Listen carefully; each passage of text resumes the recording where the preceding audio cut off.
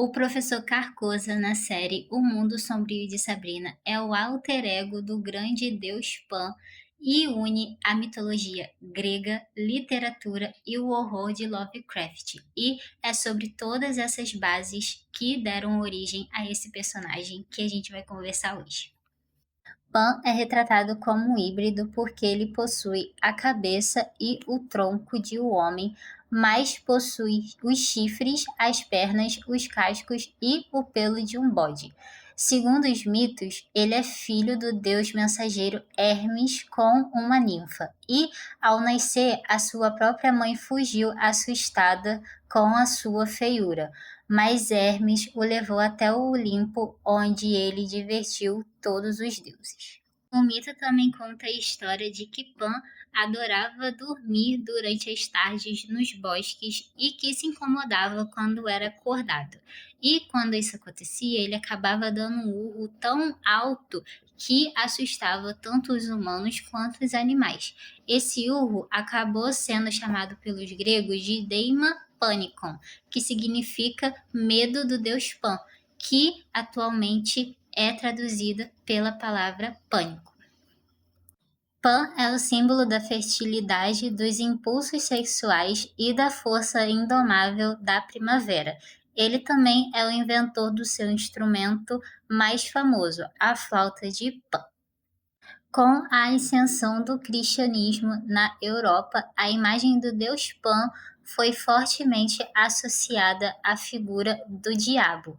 A Igreja Católica utilizou os chifres, os cascos de bode e o forte apelo à sexualidade e os prazeres da carne para moldar essa identidade visual de Satanás e afastar o povo dos antigos cultos pagãos. Agora a gente vai conversar sobre todas as bases literárias que a série se inspirou para a figura do Carcosa e do deus Pan. A primeira base literária se chama Um Habitante de Carcosa, de 1886, de Ambrose Bierce, que é a primeira menção histórica à cidade de Carcosa. No conto do autor, um homem acorda em um local desolado e, ao contemplar as ruínas antigas ao seu redor, percebe que está pisando nos restos da sua antiga e outrora cidade natal, que se chamava Carcosa. O Grande Deus Pan é de 1894 e foi escrito por Arthur Machen. Na história, quem olhava para o rosto desse deus perdia a sanidade na hora. Foi o nascimento do horror moderno e foi a principal inspiração de Lovecraft. Um ano depois, em 1895, no livro O Rei de Amarelo, escrito por Robert W. Chastain, nasce o mito de Carcosa, que era uma cidade mística amaldiçoada em um planeta distante que espalha a loucura pela Terra. Em 1931, Lovecraft homenageou a obra de Chastain ao citar Carcosa de uma forma indireta em seus contos, como por exemplo no conto Um Sussurro nas Trevas, vinculando a cidade pela primeira vez a Astur e ao lago de Ali dentro do seu próprio universo. Outros autores que faziam parte do legado de Lovecraft, como August Levers e Lin Carter, pegaram essas referências dispersas e a transformaram oficialmente em parte da cosmologia dos mitos de Cthulhu.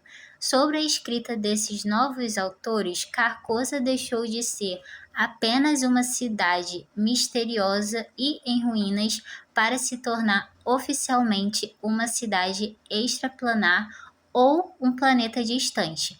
Esse local passou a ser estabelecido como domínio governado pela entidade cósmica Astur, que por sua vez foi sincretizado e identificado como o próprio Rei de Amarelo.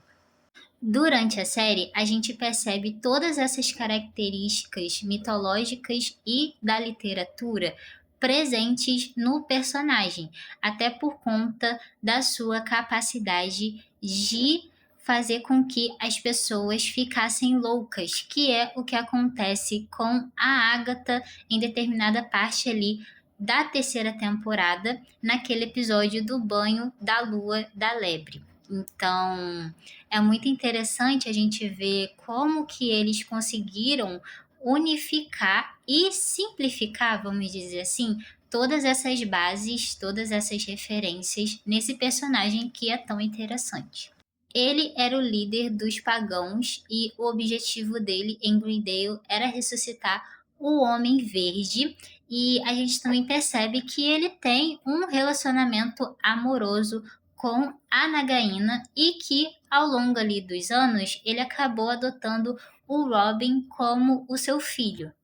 Espero que vocês tenham gostado desse vídeo. Deixe aqui nos comentários o que vocês acham sobre esse personagem.